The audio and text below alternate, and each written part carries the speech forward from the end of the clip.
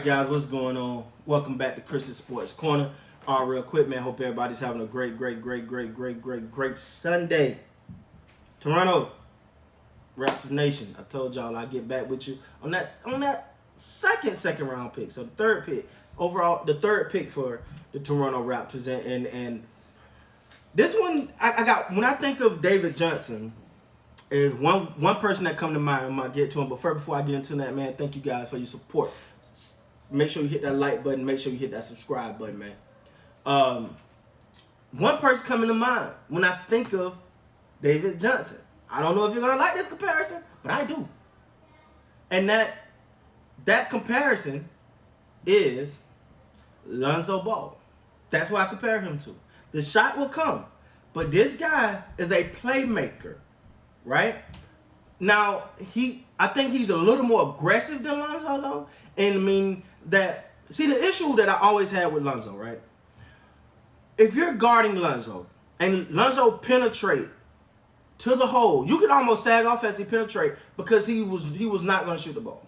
He was so hell bent on getting the ball, passing, like trying to pass the ball, that you're like, all right, don't worry about it. Just guard everyone else. He's not going to shoot, right? So that's what this guy reminds me. He got excellent court vision, man. Excellent court vision. He's when he's on the court, you're gonna see your bigs run more. I guarantee it. When David Johnson's on the court, you're gonna see your bigs run more because they know he's one of those guys that when he get the ball, his head is up. He's not dribbling down the court like this. His head is up. So if a big, and you love to reward your big guys for running, if they can get an early kick and get out of front, that ball coming to him, he gonna let you handle your business. I love that. Like I don't get me wrong, I like Lowry, but this is something I haven't seen Toronto really with. A true playmaker. When I say playmaker, someone who takes that extra pride in putting the balls in. To the average person, a pass is a pass, right? Boom, I'm gonna pass it here. He's open. I'm gonna pass it here. Boom. You know. But it's a different type of player that got that mindset. But like, all right, if he cut and I hit him, boom, mid stride. Oh, that's an easy layup for him. Because as a point guard, what's the difference between the good point guards and the great point guard? We always hear about certain players passing the ability. It's not their ability. Everybody can pass the ball. It's about putting the ball in a spot where your teammate can take and make an easy shot. That's what this guy has. He has that. And he got the effort. Now, he's sort of like Scotty Barnes with this, is he end up in the right place that can work on the shooting. He's not a good shooter. He can finish around the rim, but he's not a good shooter. But you go to a team like the Toronto Raptors, who is known for their ability to develop their players. First of all, I don't think that Toronto get enough credit. They took guys like OG, Siakam, Steady Freddy, and these are the guys that, wasn't high on a lot of people's boards. And they're shooters and score and dependable. And you take a guy like this and fix his shooting, the sky's the limit, man. The sky's really the limit.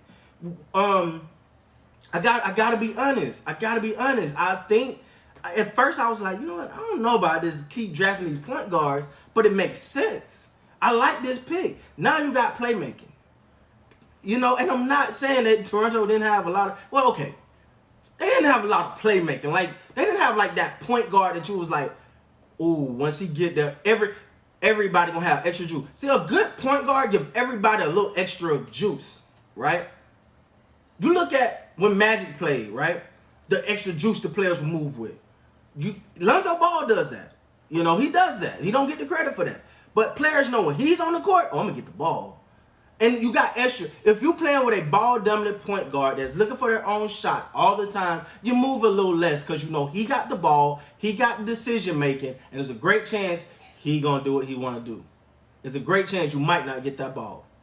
But if you play with a player that takes pride in passing and good passes, because sometimes a great point guard will make a fancy pass that everyone thought is fancy, but that was clearly the only way to put the ball in the perfect spot. It's a reason why the point guard is like the quarterback of that of the team, right? It's a reason. Because sometimes you'll see I watch film, right? I watch film on Magic Johnson making a pass, and you're like, oh, he's showing off. No. If he didn't bounce that ball between his legs, there was no other way to get the ball to the slashing guy. Because his arm would have tipped it on this side or maybe tipped it on this side.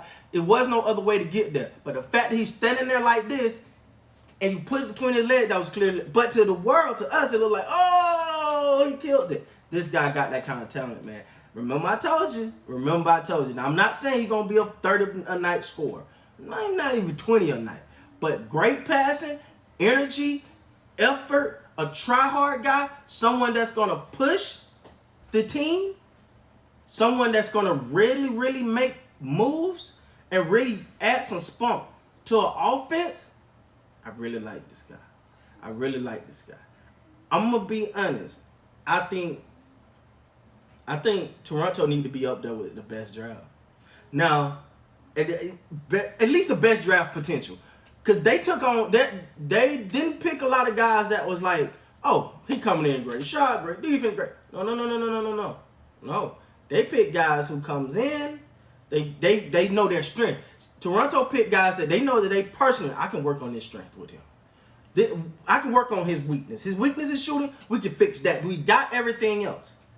They got everything else. And I think their belief in their ability to help players with their shooting is giving them a little bit of an edge in this draft. Because now the pool open up, right? If you don't trust that your team can fix a player's shooting, seriously, can fix a player's shooting, then you're limited on your draft pool because you can only draft this guy or that guy or this guy or that guy. But when you believe that without a shadow of a doubt that you can fix the shooting, as long as they can do the other thing, as long as they work hard, as long as they have that extra, that energy, that effort, they got the intangibles. They got, for example, like his playmaking ability is gonna keep him on the court, in my opinion.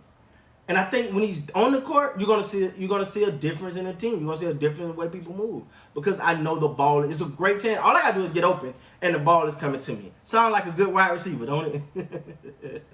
It sounds like a good wide receiver when all I gotta do is get open. I know he's gonna hit me. If I can beat my guy off a pick and roll, or if I can beat my guy on a slash to the basket, I know I'm gonna get that ball. I'm gonna move a little extra fast. I'm gonna move a little extra harder. That's the type of stuff that this young man brings to the Toronto Raptors, guys.